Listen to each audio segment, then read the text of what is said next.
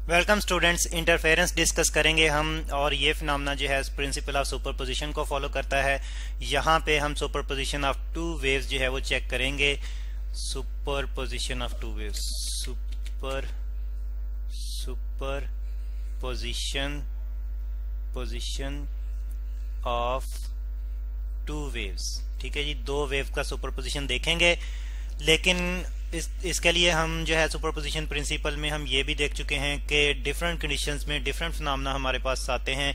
और अगर हम इंटरफेरेंस की बात करें तो उसमें फिर जो है यानी कि अगर इंटरफेरेंस जो है वो हो तो किस तरह से ये सुपरपोजिशन को फॉलो तो करेगा, लेकिन इसके लिए कंडीशन, इंटरफेरेंस के लिए कंडीशन क्या होंगी ये हम देखेंगे। इंटरफेरेंस तो इसके लिए स्टूडेंट्स एक तो ये है कि वेव्स जो हैं, ठीक है जी, वेव्स जो हैं वो सेम फ्रीक्वेंसी की होनी चाहिए। सेम फ्रीक्वेंसी, ठीक है जी, सेम फ्रीक्वेंसी, उनकी फ्रीक्वेंसी जो है एक जैसी हो फ्रीक्वेंसी वेव्स, और इसके साथ साथ उनकी जो डायरेक्शन हो वो भी सेम हो, सेम डायरेक्शन। ठीक है जी, सेम डायरेक्शन, मीडियम में एक ही डायरेक्शन में जो है वो ट्रेवल कर रही हूँ। ठीक है, और फिर इसके साथ साथ जो एक और रिक्वायरमेंट है वो ये है कि जो सोर्सेज, जिन सोर्सेज से ये वेव जो है जनरेट हो रही हैं वो कोहेरेंट हों। ठीक है जी, कोहेरेंट। और सबसे पहले हम कोहेरेंट की ही बात कर लेते हैं कि कोहेरेंट से यहाँ पे क्या मुराद है। कौन से सोर्सेज जो हैं वो कोहेरेंट सोर्सेज होते हैं और वेव्स कोहेरेंट वेव्स जनरेट करते हैं।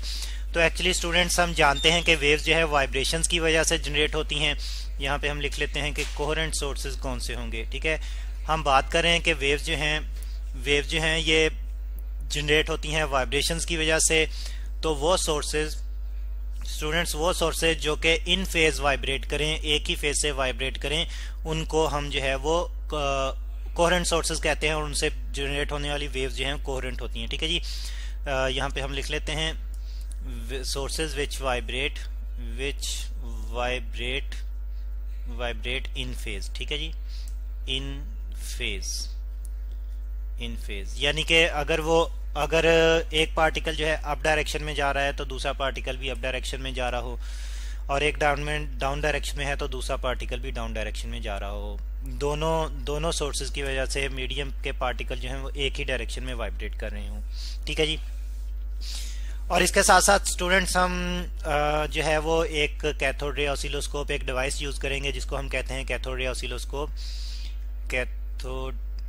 ऑसिलोस्कोप। ये लैब में हम यूज करते हैं कैथोड रे ऑसिलोस्कोप। और ये डिवाइस क्या है? CILLO oscilloscope, SCOPE। ठीक है, ये डिवाइस जो है वो क्या है, इसको हम CRO भी कहते हैं स्टूडेंट्स। जिस तरह से हमारी टीवी स्क्रीन होती है या मॉनिटर जो है स्क्रीन जो होती है, बिल्कुल उसी तरह का ये की जो है वो ये भी एक स्क्रीन यानी कि एक डिस्प्ले सिस्टम होता है। और ये डिस्प्ले जो है ये मतलब किस तरह से डिस्प्ले देता है, ये एक्चुअली अगर हम इसको एक इनपुट सिग्नल दें, डिस्प्ले इनपुट सिग्नल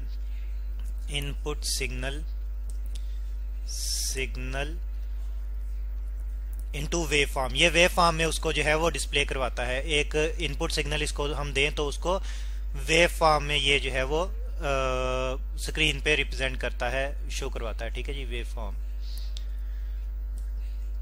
तो अब स्टूडेंट्स हम सबसे पहले तो जो है वो वेव्स के लिए जो है कोई मतलब कुछ सोर्सेज लेंगे और वो कोहेरेंट सोर्सेज होने चाहिए।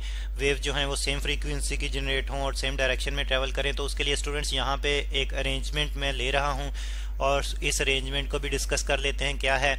यहाँ पे स्टूडेंट्स हम ये जो है एक ऑडियो जनरेटर है, यानी कि ऑडियो साउंड सिग्नल जनरेट कर रहा है, और ये आगे जो है एक पावर एम्पलीफायर के साथ कनेक्टेड है जो कि उसी ऑडियो सिग्नल को जो है वो एम्पलीफाई कर रहा है। और यहाँ पे हमारे पास जो है इसी पावर एम्पलीफायर के साथ दो स्पीकर अटैच हैं। ये स्पीकर जो है इसको हम S1 कह लेते हैं।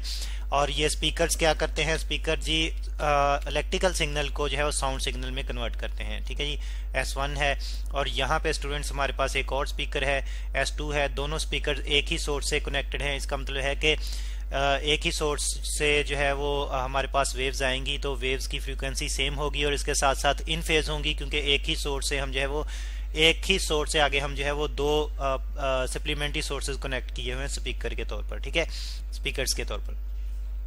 अब स्टूडेंट्स इसके साथ साथ हम ये करते हैं कि एक माइक्रोफोन जो है वो ले लेते हैं, ठीक है जी। अब माइक्रोफोन क्या करता है, वो उसी साउंड सिग्नल को कन्वर्ट करता है इलेक्ट्रिकल सिग्नल में, और फिर माइक्रोफोन जो है उसको लिंक कर देते हैं हम एक कैथोड रे ऑसिलोस्कोप के साथ। तो वही माइक्रोफोन का जो साउंड सिग्नल कन्वर्ट होता है इलेक्ट्रिकल सिग्नल में, माइक्रोफोन के थ्रू वो जाता है, इलेक्ट्रिकल सिग्नल जाता है सीआरओ को, और सीआरओ पे फिर जो है वो हमें जो है रिजल्ट मिलता है इनपुट सिग्नल का, जो कि साउंड की फॉर्म में उसने माइक्रोफोन ने कैप्चर किया था। अब हम माइक्रोफोन को जो है देखें, इन स्पीकर से जो है वो वेव्स जनरेट हो रही हैं। यहाँ पे हमने वेव्स का पैटर्न जो है वो रिप्रेजेंट करवाया हुआ है, ये पैटर्न को भी हम डिस्कस करेंगे।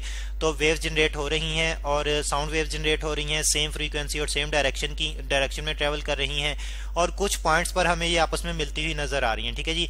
जो S1 से जनरेट होने वाली जो है वो रेड कलर से हम देख रहे हैं, और S2 से जनरेट होने वाली हम ब्लू कलर से देख रहे हैं। अब हम माइक्रोफोन को डिफरेंट पॉइंट्स पे रखते हैं। एक पॉइंट तो यहाँ पे हम ले लेते हैं, इस पॉइंट को हम P1 कहते हैं, ठीक है जी। और फिर यहाँ पे एक और पॉइंट पे रखते हैं माइक्रोफोन को, और इस पॉइंट को हम P2 ले लेते हैं। और फिर यहाँ पे एक और पॉइंट पे हम माइक्रोफोन को रखते हैं, इस पॉइंट को हम P3 ले लेते हैं। फिर इसके बाद एक और पॉइंट पे हम माइक्रोफोन को रखते हैं, ये पॉइंट P4 है। और फिर इसके बाद यहाँ पे एक और पॉइंट पे हम रखते हैं, और ये P5 है। अब डिफरेंट पॉइंट्स पे जब हम इनको रखते हैं तो हमें CRO पे जो रिजल्टेंट सिग्नल मिलता है वो डिफरेंट मिलता है, और उसको भी हम डिटेल में डिस्कस करेंगे। सबसे पहले तो वेव पैटर्न की हम बात कर लें। हम देख रहे हैं कि कुछ लाइनें जो हैं वो डॉटेड हैं और कुछ जो हैं वो सॉलिड फॉर्म में हैं, ठीक है जी। तो यहाँ पे हम लिख लेते हैं, क्योंकि साउंड वेव जो हैं ये लॉन्गिट्यूडनल वेव हैं, कंप्रेशन और रिफ्रैक्शन की फॉर्म में ट्रेवल करती हैं। तो फिर जो सॉलिड लाइंस हैं, सॉलिड लाइंस जो हैं वो कंप्रेशनल रीजन को रिप्रेजेंट करेंगी, कंप्रेशन को रिप्रेजेंट करेंगी, कंप्रेशन, ठीक है जी, कंप्रेशन। और जो डॉटेड लाइंस हैं स्टूडेंट्स वो रिप्रेजेंट करेंगी रेरिफेक्शन को, ठीक है जी, डॉटेड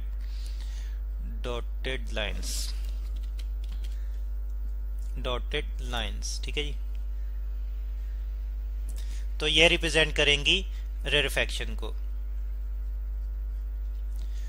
तो अब जो है वो डिफरेंट पॉइंट्स पे जो है वो हमने माइक्रोफोन रखा, और रिजल्ट हमारे पास क्या आते हैं ये हम देखेंगे। तो जब हमने पॉइंट P1 पे, यानी कि जब हमने माइक्रोफोन को P1 पे रखा, फिर इसके बाद P3 पे रखा, फिर इसके बाद P5 पे रखा, पहले तो हम इन पॉइंट्स की बात करेंगे। तो तब स्टूडेंट्स हमारे पास जो CRO पे रिजल्टेंट सिग्नल आया वो लार्ज सिग्नल आया, ठीक है जी, लार्ज सिग्नल। और अगर हम जो है वो CRO स्क्रीन पे देखें तो हमारे पास सिग्नल जो है वो कुछ इस फॉर्म में जो है हमें नज़र आएगा CRO स्क्रीन पे, ठीक है जी। ये जो है वो कुछ इस तरह से हमें जो है वो सिग्नल नज़र आएगा, ठीक है जी, लार्ज सिग्नल मिलेगा। लेकिन अगर हम बात करें पॉइंट P2 और पॉइंट P4 की, यहाँ पे यानी कि अगर हम चेक करें P2 और एंड P4, ठीक है जी, तो वहाँ पे स्टूडेंट्स जो है वो CRO पे हमें कोई सिग्नल नहीं मिला, ठीक है जी, नो सिग्नल। हालांकि वेव्स जो हैं वो कंटिन्यूसली माइक्रोफोन को रिसीव हो रही थी, लेकिन एक्चुअली सिग्नल क्यों नहीं प्रोड्यूस हुआ। तो और या अगर हम CRO पे देखें कि किस तरह का पैटर्न जो है वो होगा, तो ये CRO स्क्रीन पे जो है वो XY प्लेन इस तरह से जो है वो बना होता है, और उसमें हमें जो मतलब जो नज़र आया, जो रिजल्टेंट नज़र आया पॉइंट P2 और पॉइंट P4 पे, वो कुछ इस फॉर्म में जो है वो हमें नजर आया कि कोई सिग्नल एक्चुअली था ही नहीं वहां पे। अब हुआ क्या, अगर हम गौर करें हमारी वही अरेंजमेंट जो हमने ली हुई है उस पर अगर हम गौर करें, तो इसमें जो वेव का पैटर्न हमने दिखाया हुआ है, इसमें स्टूडेंट्स हम देख रहे हैं कि पॉइंट P1 पे अगर हम गौर करें तो यहाँ पे रेरिफेक्शन से मिल रही है, ठीक है जी, यानी कि इन फेज जो है वो वेव्स मिल रही हैं। और अगर हम P3 पे गौर करें तो यहाँ पे कंप्रेशन से मिल रही है, इन फेज वेव्स मिल रही हैं। और अगर हम P5 पे गौर करें तो यहाँ पे भी रेरिफेक्शन से मिल रही है, तो वेव्स इन फेज मिल रही हैं, ठीक है जी। तो यहाँ पे फिर रेरिफेक्शन से, यानी कि हम लिख लेते हैं कि P1 पे और P5 पे, ठीक है जी। रेरिफेक्शन को मैं शॉर्टली लिख रहा हूँ, रेरिफेक्शन में एडअप हो रही है, ठीक है जी, रेरिफेक्शन में। और P3 पे स्टूडेंट्स अगर हम P3 की बात करें तो कंप्रेशन में एडअप हो रही है, कंप्रेशन में एडअप हो रही है, इन फेज डिस्प्लेसमेंट एडअप हो रहे हैं, ठीक है। तो रिजल्टेंट डिस्प्लेसमेंट फिर जो है वो मैक्सिमम होगा according to principle of superposition. और इसी तरह से अगर हम P2 और P4 की बात करें तो यहाँ पे हम देखते हैं कि P2 पे कंप्रेशन रिफ्रैक्शन से मिल रही है और इसी तरह से P4 पे भी कंप्रेशन रिफ्रैक्शन से मिल रही है। तो यहाँ पे फिर जो है वो आउट ऑफ फेज डिस्प्लेसमेंट है, ठीक है जी, कंप्रेशन रिफ्रैक्शन से मिल रही है तो आउट ऑफ फेज हैं, यानी कि डिस्प्लेसमेंट अपोजिट हैं।